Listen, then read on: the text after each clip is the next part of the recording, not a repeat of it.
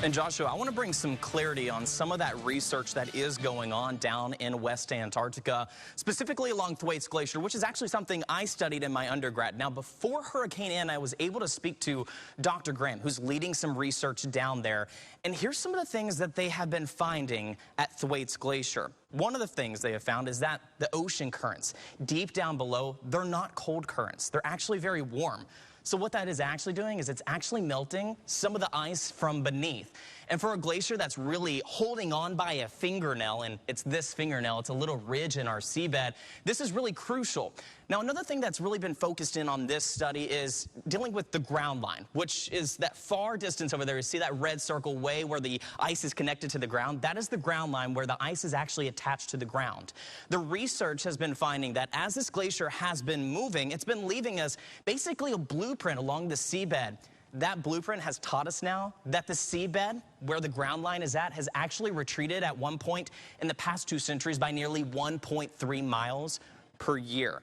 That's substantial. Now, it's about twice more than it has in the past decade, and I know that sounds like a good thing. It's slower nowadays, but the problem is we had no clue that it could retreat at that kind of rate. So this blueprint is really giving us an idea of what has happened in the past and what could potentially happen in the future. And for a glacier that could raise waters by several feet and also protects other glaciers around it, here in Florida, as we live along the Gulf, we are going to see impacts from this over the next decades and even into the next century. This is why it's so important that we really need to watch what's going on down there in West Antarctica. All right, let's talk about back here at home, though, because we are still recovering 100 days since Hurricane Ian. And I want to take this full screen for you guys so you can see we still have a long road to recover. But as we are recovering, not only are we rebuilding back to prepare for potentially other systems in the future, we also need to be building back to prepare for that potential sea level rise as well. And fortunately, we have a beautiful day on tap for us to do so. Look at the temperature, 70 degrees right now, but the real kicker is right there, that 40-degree dew point, a nice gust of wind, 18 miles per hour coming out of the north-northeast. Temperatures all across Southwest Florida, much cooler than they were than yesterday, into the 70s, even some 60s for some of you as you're heading out to your lunch hour. So we're even up to 10 degrees below where we were this time yesterday. So it feels drastically different out there today. And again, the dew point is the real big reason.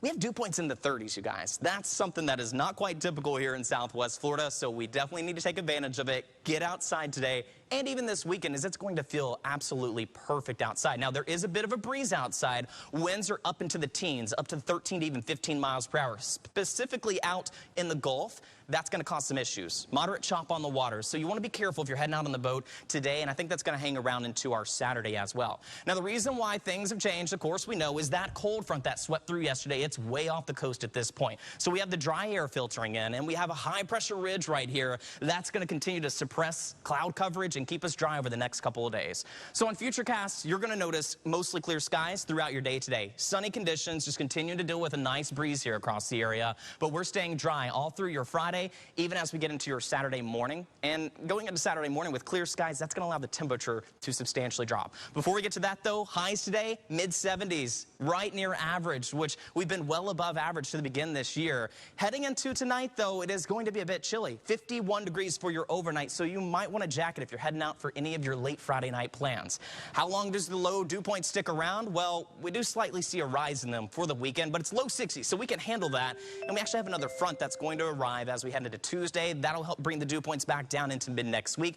But until then, we're staying dry. Put the umbrella away. We won't need it. The rain chance only comes as we get into Tuesday, and it's an isolated chance at most. It'll help keep temperatures in the 70s as well. But folks, get outside this weekend. It is going to be gorgeous here in Southwest Florida.